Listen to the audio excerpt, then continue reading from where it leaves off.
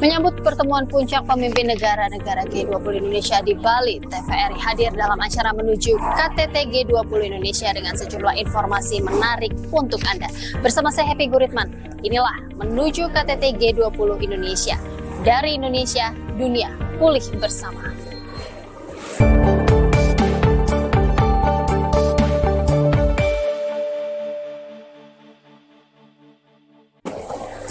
Adanya climate change atau perubahan iklim membuat negara-negara di dunia perlu melakukan transisi energi agar dapat mencegah dampak yang terjadi. Namun, upaya melakukan transisi energi diperlukan biaya yang tidak sedikit. Negara-negara berkembang membutuhkan komitmen negara-negara maju agar target transisi energi dapat dicapai.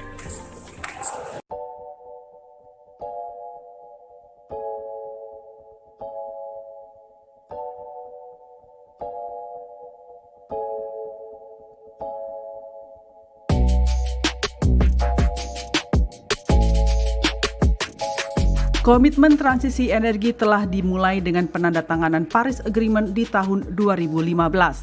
Dalam Paris Agreement disepakati penurunan emisi gas CO2 atau gas rumah kaca di tahun 2030 sampai dengan 29%. Negara-negara maju akan membantu negara berkembang untuk mewujudkan hal tersebut. Jadi komitmen ini kan disepakati pada tahun 2015 yang lalu, ada 195 negara lah kira-kira termasuk Indonesia yang menandatangani namanya Paris Agreement.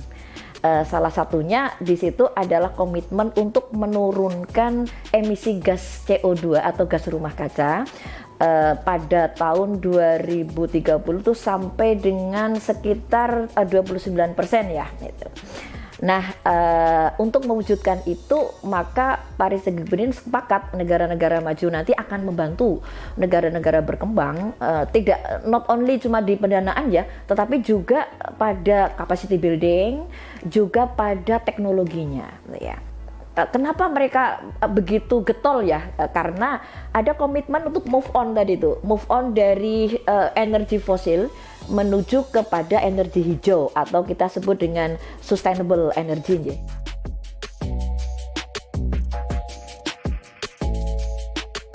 Untuk melakukan transisi energi tadi memang perlu banyak sekali biaya yang kita keluarkan. Ya, terakhir yang dari EIA dengan ESDM itu kan mengeluarkan prediksi kira-kira by 2030 itu Indonesia butuh sekitar 8 billion US dollar per tahun ekstra dari investasi energi yang ada sekarang. Jadi 3 kali lipat dari yang business as usual.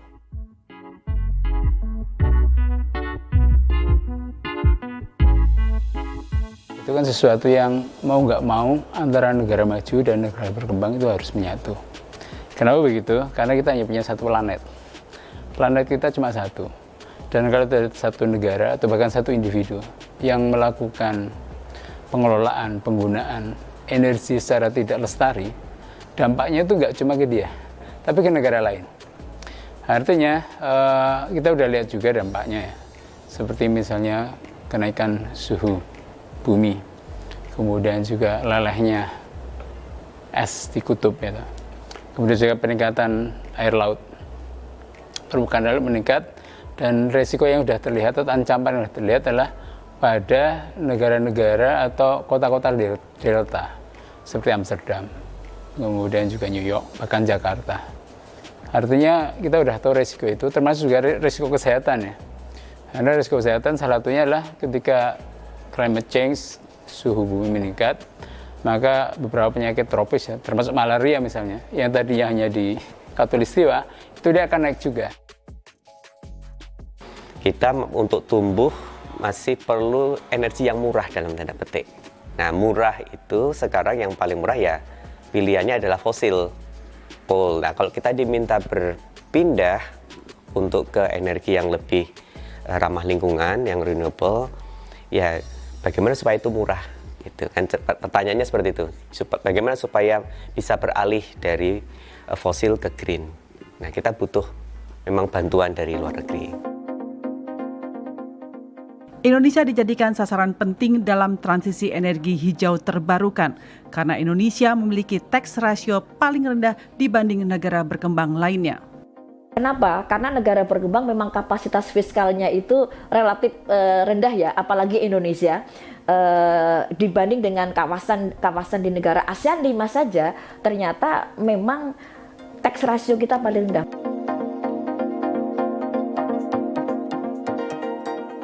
Transisi energi hijau terbarukan dibutuhkan biaya yang tidak sedikit. Dalam mengatasi efek rumah kaca, energi alternatif solar atau matahari dianggap dapat menjadi solusi yang cepat saat ini. Yang paling mudah dan cepat itu mungkin solar. Tapi ini memang punya kekurangan ya. Solar itu sifatnya intermittent, jadi hanya bisa di siang hari. Kalau kita mau pakai baterai itu juga masih mahal gitu ya. Tapi itu kalau misalnya bisa menggantikan yang di siang hari saja, itu sudah besar potensinya ya untuk kemudian mengurangi emisi. Kemudian kalau dalam jangka yang agak sedikit menengah, kemudian mungkin panjang, itu sebenarnya di Indonesia banyak sekali ya. Kita punya hidro, itu juga potensinya cukup besar. PLTA, kemudian panas bumi, biomass, ya itu potensinya besar. Angin ya, tapi mungkin angin itu agak sedikit mungkin mahal ya, relatively mahal. Kemudian tempat-tempat tertentu saja mungkin yang kemudian punya potensi cukup untuk kemudian membangkitkan PLTP Bayu, pembangkit listrik tenaga Bayu.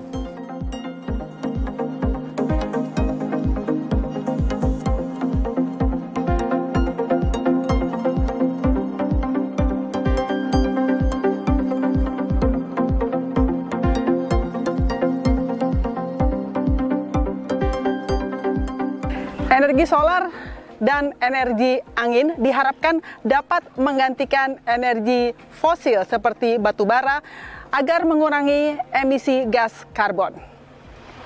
Tahun 2060 Indonesia menargetkan net zero emission.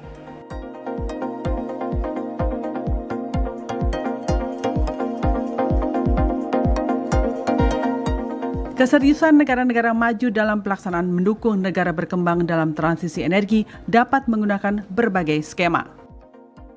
Dari apa yang kita alami, setidaknya ada 3 skema ya. Skema yang pertama mungkin hibah ya. Selain hibah tentunya utang, mereka juga memberikan utang. Kemudian yang ketiga adalah penghapusan utang. Mungkin saya bisa cerita pertama dari penghapusan utang.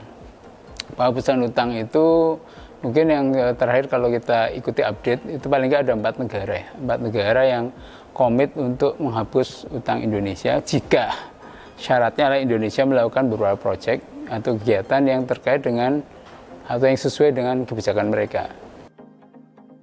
Jadi harapan kita sebenarnya untuk pindahan investasi dari luar ya, dari Indonesia juga, tapi yang dari luar itu harus berorientasi kepada manfaatnya itu harus diinvestasikan lagi untuk Indonesia. Saya berharap besok pemerintah di depan G20 itu tagih. Ini momen yang luar biasa, kan? Sekarang ya gampangnya kita tagih tadi komitmen negara-negara maju untuk kemudian ikut membantu proses mencapai ke sana. Kita kan sudah siapkan, saya kira pemerintah Indonesia sudah punya skenario bagaimana mencapai net zero emission. Tinggal tadi pembiayaannya terutama memang yang paling penting untuk bisa segera kita pastikan komitmennya. Nah itu yang kita tagih sebenarnya nanti di G20 nanti. Dalam KTT G20 di Bali mendatang, negara-negara berkembang khususnya Indonesia perlu menagih janji komitmen negara-negara maju dengan menunjukkan hasil yang telah dicapai, yaitu adanya penurunan emisi gas karbon sebesar 17% di tahun 2021 melalui elektrisasi kendaraan bermotor.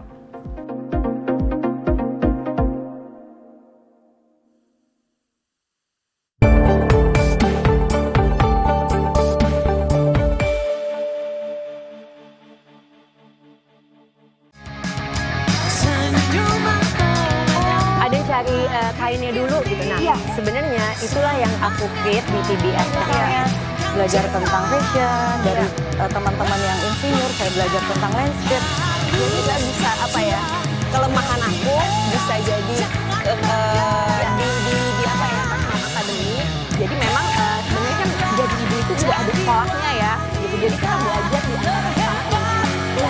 kerasa banget bahwa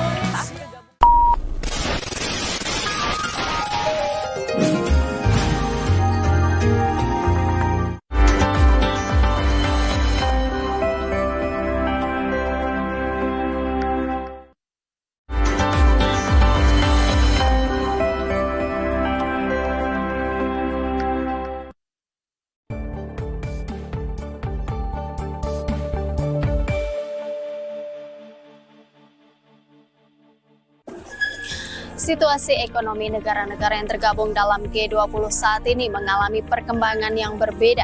Beberapa negara mengalami pertumbuhan ekonomi positif, namun ada juga negara yang ekonominya terpuruk.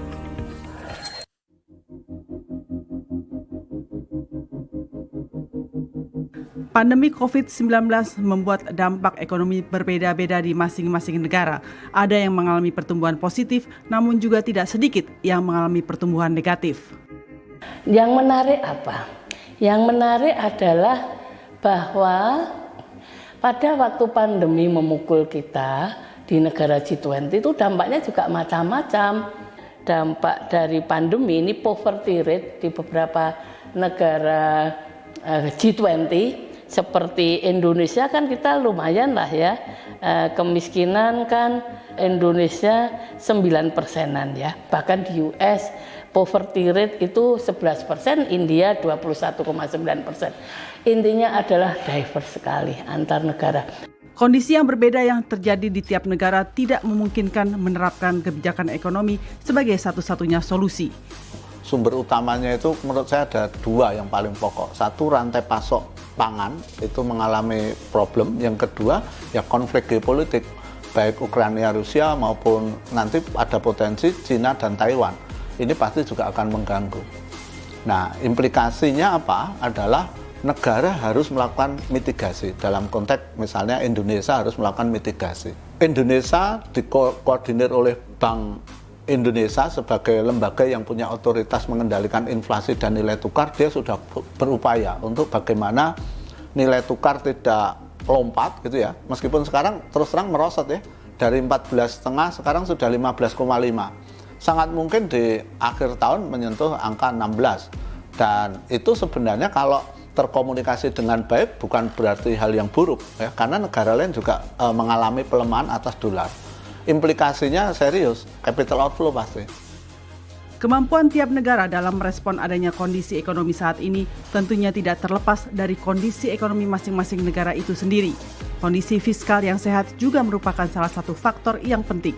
Kalau kita bicara ekonomi pada tingkat G20, kemampuan negara di dalam recovery, percepatannya, dan juga kemulusannya tergantung pertama tentunya pada fondasi ekonominya, daya tahannya. Indonesia termasuk beruntung karena pasarnya besar.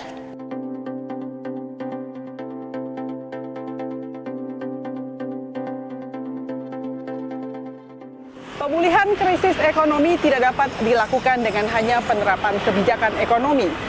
Krisis ekonomi terjadi karena dipengaruhi dengan adanya pandemi, bencana, dan juga krisis geopolitik. Sosial keamanan politik relatif stabil, kemudian pemerintah, otoritas ekonomi juga saling bekerja sama dengan berbagai kebijakan pemulihan ekonomi. Oleh karena itulah kita lihat bahwa untuk negara-negara yang situasinya seperti Indonesia itu bisa lebih cepat mudah untuk recover, dan exit strateginya saya yakin itu juga akan lebih smooth ya. Kita beruntung di Indonesia karena ada beberapa faktor. Yang pertama adalah Indonesia memiliki ketahanan pangan yang relatif baik. Ya. Saya tidak mengatakan sangat baik, tapi relatif baik. Tanah kita memiliki potensi untuk ditanam 2 kali minimal, bisa sampai 3 kali. Artinya untuk kebutuhan pangan dalam artian kebutuhan pokok, saya yakin cukup. Inflasi yang muncul karena makanan untuk Indonesia insya Allah terkendali. Langkah nyata dalam KTT G20 perlu dilakukan agar kondisi ekonomi dunia dapat stabil dengan lebih cepat.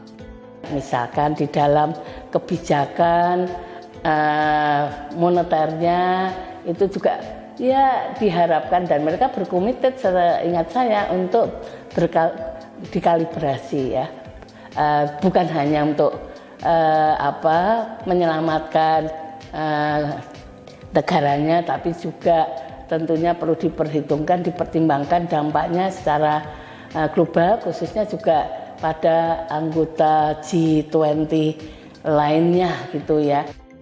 Jadi problem krisis global nggak bisa disolusi secara individu-individu negara. Negara harus melakukan konsolidasi, dan dengan presidensi 20 ini Indonesia bisa tanda petik menjadi dirijen untuk orkestra menstabilkan ekonomi. Negara-negara yang tanda petik gagal kelola tadi, kayak Turki, negara-negara banyak yang inflasinya di atas 30% itu, dia harus tetap dapat uluran tangan. Negara lain ya yang lebih kuat harus segera ikut membantu. Kenapa? Karena keruntuhan pada parsial negara-negara ini juga akan berdampak pada rantai bisnis internasional kan. Jadi antar negara tetap satu harus melakukan konsolidasi potensinya, taruhlah dengan fiskalnya untuk saling pinjam. Kondisi ekonomi Indonesia yang saat ini mengalami tekanan, namun dengan berbagai indikator yang masih menunjukkan angka positif dengan memanfaatkan pasar domestik, sumber alam yang besar, industri, dan UMKM yang masih tumbuh membuat Indonesia yakin dalam mengatasi kondisi ekonomi saat ini. G20 yang diselenggarakan di Bali diharapkan akan menghasilkan hasil nyata dalam mengatasi permasalahan ekonomi. US Federal Reserve diharapkan tidak menaikkan suku bunga dengan tajam dalam waktu dekat karena akan berdampak pada negara-negara lain. Implementasi komitmen negara-negara G20 merupakan tantangan yang berat. Negara kuat membantu negara yang membutuhkan bantuan. Jika mengedepankan kepentingan bersama, diharapkan kesepakatan solusi bersama dapat tercapai sehingga pemulihan ekonomi dunia dapat dihasilkan dengan cepat.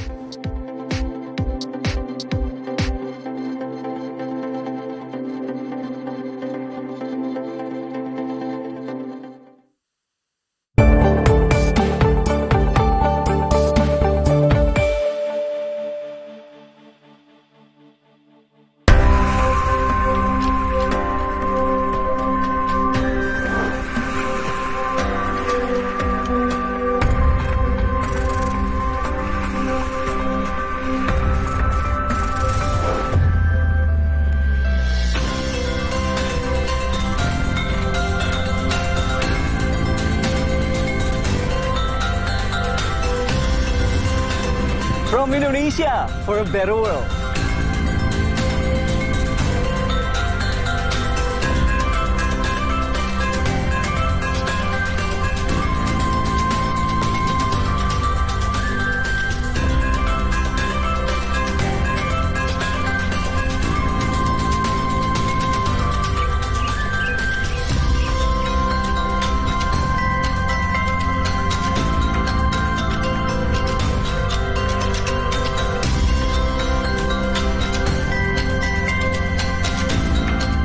The world's economy is still strongly affected by the COVID-19 pandemic. Indonesia, holding the 2022 G20 presidency, encourages world countries to work together to achieve a stronger and more sustainable world recovery. Recover together, recover stronger.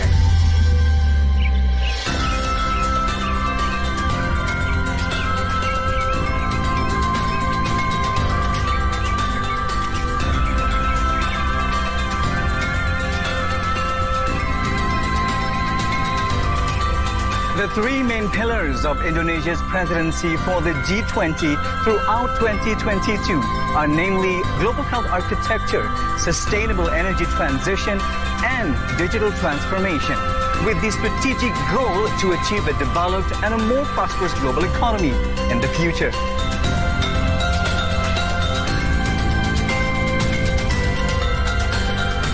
Be the witness to a series of historical events across the nation. As we present to you Indonesia's presidency leading to the G20 summit, only on TVR World.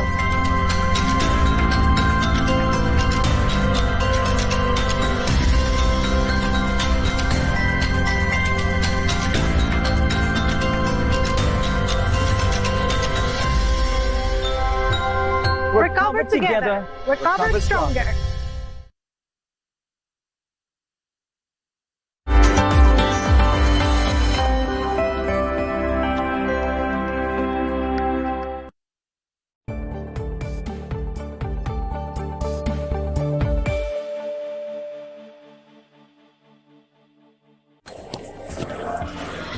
Ekonomi biru atau pemanfaatan sumber daya laut bagi kesejahteraan sekaligus pelestarian ekosistem laut sudah mulai dilaksanakan di Indonesia.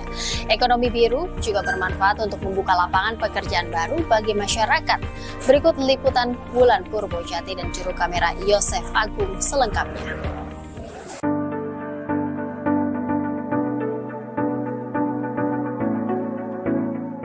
Indonesia sebagai negara maritim telah lama memiliki konsep ekonomi biru. Ekonomi biru atau pemanfaatan sumber daya laut telah mulai diimplementasikan yang bertujuan untuk meningkatkan kesejahteraan masyarakat, khususnya masyarakat kelas bawah yang tinggal di pesisir seperti nelayan. Ekonomi biru diharapkan dapat membuka lapangan pekerjaan bagi masyarakat. Menurut saya ekonomi biru itu saya kira sebenarnya konsep ini harapannya sih sudah bisa lama ya diimplementasikan oleh negara kita, tapi paling tidak ini sudah ada inisiatif untuk mengarah ke sana.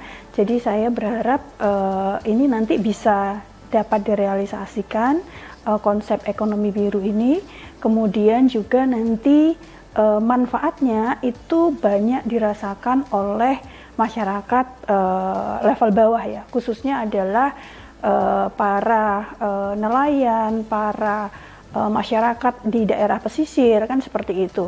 Dan kalau dari paparan yang sudah disampaikan terkait dengan ekonomi biru, ini harapannya kan sebenarnya manfaatnya itu paling tidak bisa dirasakan atau bisa artinya membuka lapangan kerja untuk 45 juta penduduk Indonesia.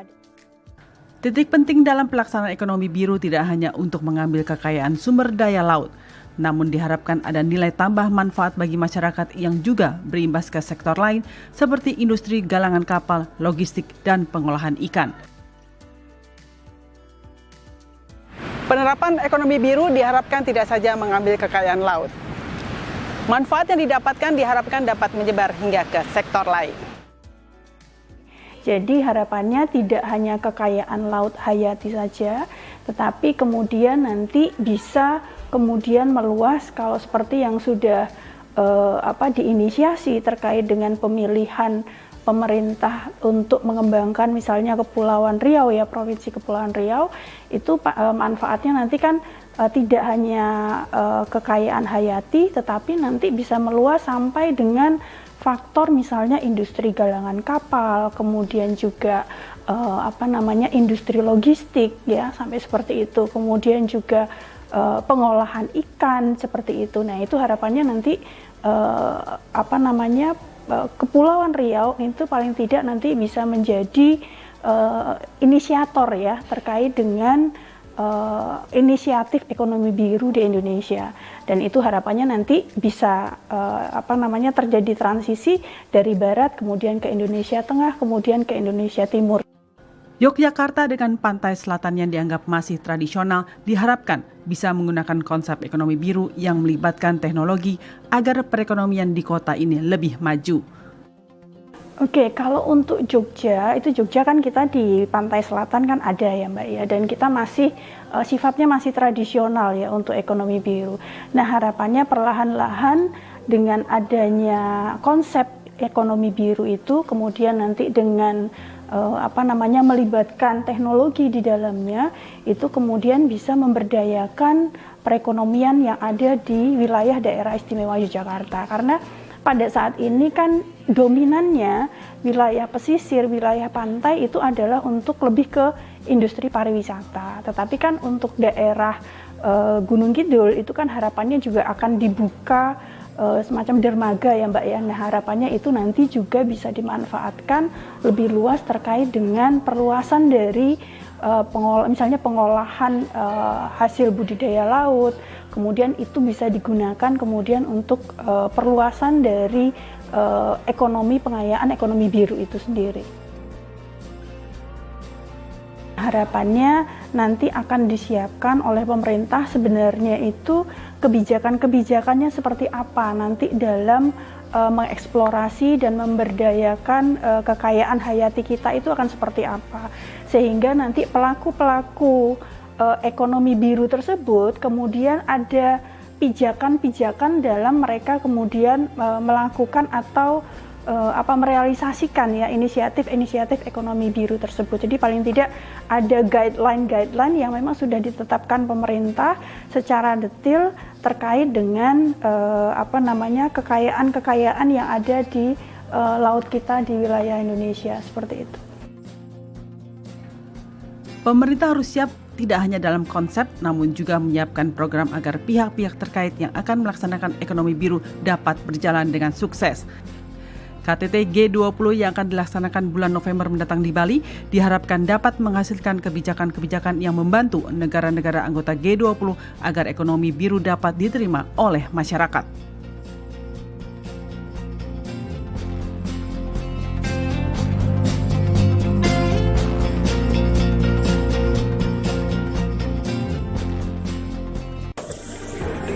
Informasi tadi menutup acara menuju KTT G20 Indonesia hari ini. Kita berjumpa lagi esok di waktu yang sama hingga penyelenggaraan KTT di Bali 15 sampai 16 November mendatang. Saya Happy Goritman dari Indonesia, dunia pulih bersama. Sampai jumpa.